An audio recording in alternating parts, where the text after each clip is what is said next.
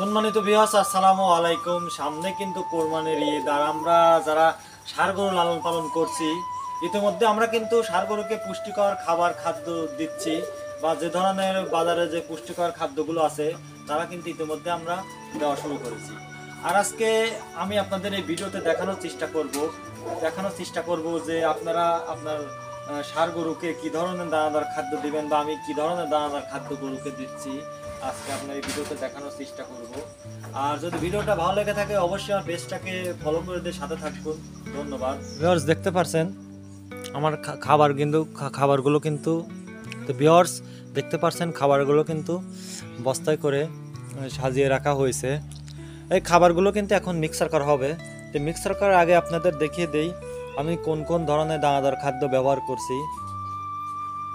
আমার সামনে যে খাবারটা দেখতে পাচ্ছেন, এটা হচ্ছে আমরা এক এক এলাকায় এক এক নামের চিনি। কেউ ডাবলির খোসা বলে, কেউ অ্যাঙ্কারের খোসা বলে, আর যে যে নামেই চেনেন। আর তার সাথে যে ভুসিটা দেখতে পাচ্ছেন, এটা কিন্তু আসলে গমের ভুসি না, এটা হচ্ছে সয়াবিন ভুসি। আর আমরা সবাই জানি সয়াবিন ভুসিতে কিন্তু প্রচুর পরিমাণের ফ্যাট থাকে। আর যে পাশাপাশি যে খাদ্যটা ব্যবহার করছি, দানাদার খাদ্যটা, এটা হচ্ছে দেশাল মসুরের ভুসি। আর দেশাল মসুরের ভুসির ভিতরে প্রচুর পরিমাণের যে মসুরের যে খুদ বলি যাই বলি, এটা কিন্তু থাকে। সেই জন্য আমি দেশাল মসুরের ভুসিটা ব্যবহার করি। আর ইন্ডিয়ানটা আমার ভালো লাগে না, কারণ ইন্ডিয়ানটার মধ্যে এ ধরনের মসুরের যে খুদটা সেটা থাকে না। যাই হোক, তার পাশাপাশি যে জিনিসটা ব্যবহার করছি সেটা হচ্ছে এই গমের যে ভুসি আছে, গমের ভুসিটা সবসময় আমি কম ব্যবহার করি, কারণ আমি এক্সট্রা করে গম দিয়ে ভুট্টা দিয়ে ভাঙা এনে রান্না করে খাওয়াই। সেই জন্য গমের ভুসিটা একটু কম ব্যবহার, সে জায়গায় আমি 1 বস্তা গমের ভুসি ব্যবহার করছি। আর পাশাপাশি যেটা ব্যবহার করছি সেটা হচ্ছে ধানের গুঁড়া আমি 40-80 কেজি ব্যবহার করছি। এটার সাথে আমি ধানের গুঁড়া সবসময় বেশি রাখি।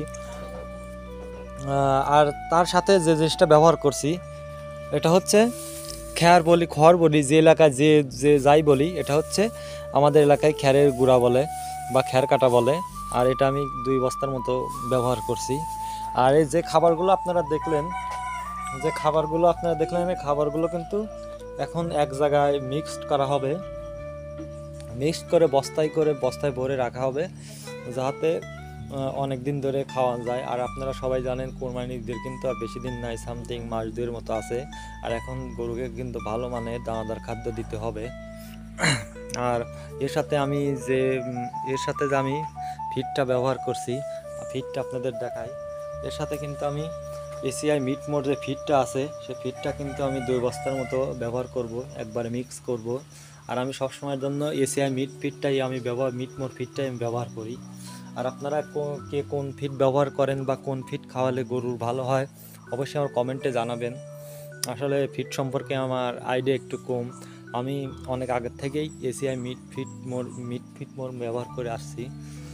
ধন্যবাদ। যদি ভিডিওটা ভালো লেগে থাকে অবশ্যই ভিডিওটা লাইক কমেন্ট করবেন, আর আমার পেজ থেকে দেখলে অবশ্যই পেজটাকে ফলো করে দিবেন। ধন্যবাদ। আজকের ভিডিও এই পর্যন্তই।